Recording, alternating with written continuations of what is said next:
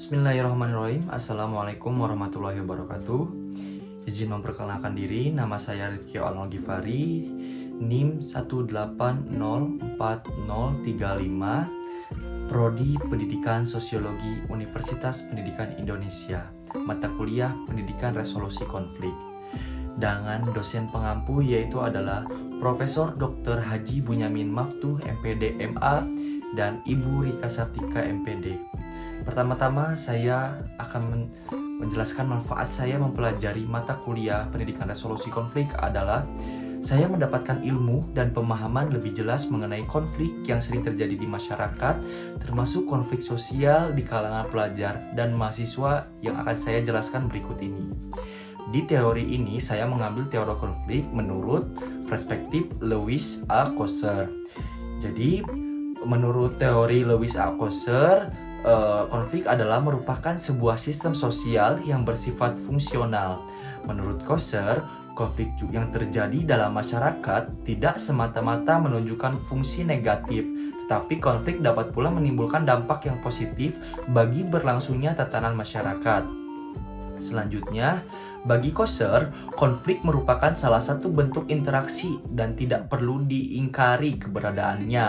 Coser bermaksud bahwa konflik tidak harus merusakkan atau bersifat disfungsional bagi sistem yang bersangkutan, karena konflik bisa juga menimbulkan suatu konsekuensi yang bersifat positif.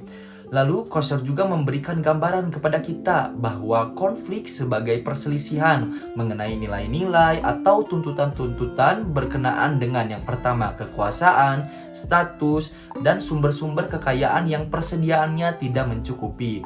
Selanjutnya, Coser menyatakan bahwa perselisihan atau konflik dapat berlangsung antara individu atau kumpulan atau individu dengan kumpulan tersebut.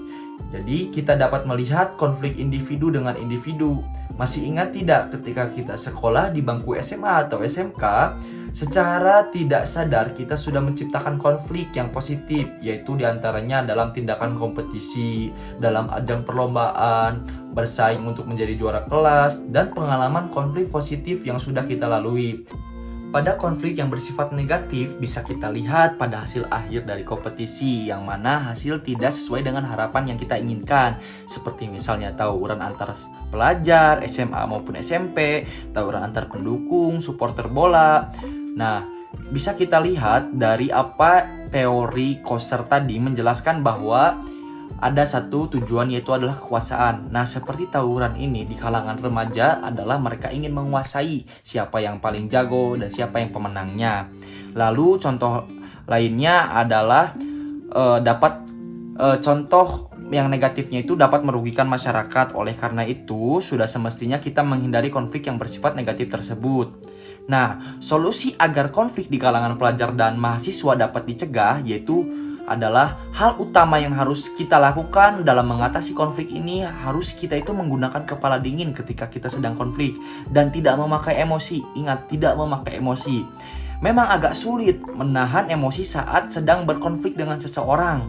Akan tetapi, kita harus tetap tenang supaya bisa menemukan solusi yang tepat dalam masalah yang sedang kita hadapi. Pertama-tama kita ambil nafas, berjalan-jalan sebentar, dan regangkan otot sejenak supaya pikiran kita bisa tenang. Lalu kita harus fokus pada penyelesaian konflik itu sendiri dan jangan memikirkan bagaimana adu argumen dengan lawan atau siapa pihak yang paling benar di antara kita dengan orang tersebut. Dengan fokus pada penyelesaian konflik ini, maka kita bisa mengetahui dengan cepat apa yang menjadi inti permasalahannya, sehingga bisa dicari penyelesaian terbaik dan masalah pun akan lebih cepat selesai. Nah, jadi kita mendapatkan win-win solution di antara perdebatan ini.